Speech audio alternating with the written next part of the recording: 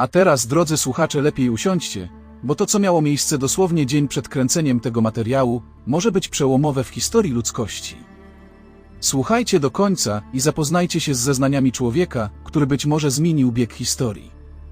David Grush to były oficer wywiadu w Departamencie Obrony Stanów Zjednoczonych w Pentagonie. W środę 23 lipca 2023 roku zeznał pod przysięgą w Kongresie Stanów Zjednoczonych, że USA posiadają technologię pozaziemską, jak i ciała obcych istot. Twierdzi też, że władze od dekad ukrywają ten fakt, prowadząc kampanię dezinformacyjną nastawioną na zaprzeczanie ich istnieniu. O swoich doświadczeniach opowiadali też byli piloci sił powietrznych. Oficer Grush przyznaje, że USA posiadają nietknięte całe pojazdy, a władze od dekad prowadzą też program inżynierii odwrotnej, próbując odtworzyć obce technologie. Pan Grush miał zdobyć tę wiedzę w czasie swojej pracy w Pentagonie, gdy przesłuchiwał kilkudziesięciu świadków, którzy mieli mieć kontakt z UFO. Stwierdził, że sam wraz z żoną doświadczył czegoś bardzo wstrząsającego. Zeznał także, że ma wiedzę o wielu swoich kolegach, którzy zostali fizycznie zranieni zarówno przez niezidentyfikowane obiekty, jak i przedstawicieli władz próbujących ich uciszyć. Jak sam stwierdził, obawia się o swoje życie, ponieważ wie o planowanej przez władze zemście. Odmówił jednocześnie podania szczegółów podczas jawnego wysłuchania.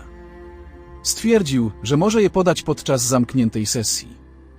Zarzucił też szefowi zespołu ARO, Seanowi Kirkpatrickowi, mówienie nieprawdy. Jego były już przełożony w trakcie wcześniejszych przesłuchań twierdził, że nie posiada wiarygodnych dowodów na technologię pozaziemską. David Grush podkreślił, że w czasie pracy dla AR osobiście widział te dowody i przesłuchiwał świadków, więc twierdzenia Seana Kirkpatricka nie są prawdziwe. Na środowym wysłuchaniu pojawili się też dwaj wojskowi piloci, Ryan Graves i David Fravor. Opowiadali oni o swoich doświadczeniach z niezidentyfikowanymi obiektami w powietrzu, które zdawały się przeczyć prawom fizyki. Ryan Graves stwierdził, że w 2014 roku podczas jednej z misji, dwa myśliwce F-18 przeleciały w odległości kilkunastu metrów obok mierzącego kilka metrów czarnego lub ciemnoszarego sześcianu wewnątrz przezroczystej kuli. Dopowiedział, że podobne obiekty były widywane przez ostatnie 8 lat i zdawały się one przeczyć prawom fizyki. Zarówno utrzymywać się nieruchomo w powietrzu mimo wiatrów o sile huraganu, a za chwilę przyspieszyć do ponaddźwiękowej prędkości. Według niego cywilni i wojskowi piloci rutynowo spotykają się z niewyjaśnionymi zjawiskami powietrznymi. Bardzo rzadko jednak je zgłaszają formalnie, gdyż obawiają się o swoją reputację i karierę. Jeśli wszyscy mogliby zobaczyć dane czujników i wideo, które ja widziałem, nasza narodowa debata zmieniłaby się. Jak zeznał, podwykonawcy Boeinga w bazie sił powietrznych Vandenberg w Kalifornii zobaczyli czerwony kwadrat, mierzący około 100 metrów z każdej strony. Podleciał on do bazy z nad oceanu i unosił się przez 45 sekund nad wyrzutniami rakiet, po czym odleciał. Zdarzenie miało się potem jeszcze raz powtórzyć w ciągu tej samej doby.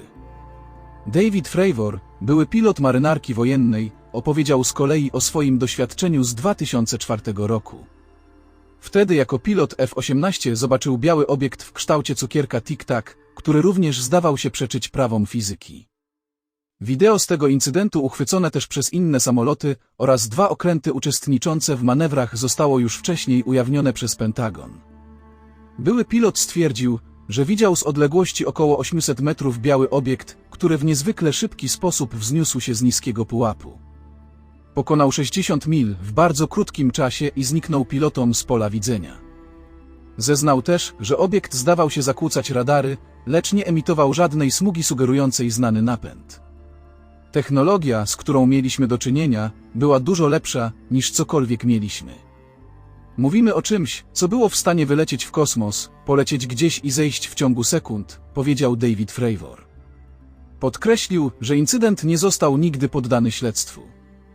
Wszyscy trzej sygnaliści twierdząco odpowiedzieli na pytania kongresmenów, którzy chcieli się dowiedzieć, czy obiekty zdawały się badać możliwości wojskowe i słabe punkty USA, jak również instalacje nuklearne oraz czy potencjalnie stanowią zagrożenie dla ludzi.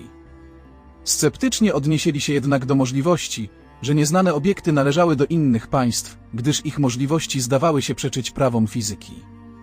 Przesłuchujący świadków członkowie komisji z obydwu partii zdawali się dawać wiarę ich twierdzeniom. Dzień wcześniej zresztą odbyli z nimi zamknięte rozmowy. Wezwali też rząd do ujawnienia ukrywanej ponoć wiedzy na temat tych zjawisk. Podali też w wątpliwość dotychczas dostarczane przez zespół Pentagonu informacje na temat niewyjaśnionych zjawisk powietrznych. Zapowiadamy także zgłoszenie ustaw nakazujących władzom ujawnienie większej ilości informacji, stwierdził demokrata Dustin Moskowitz.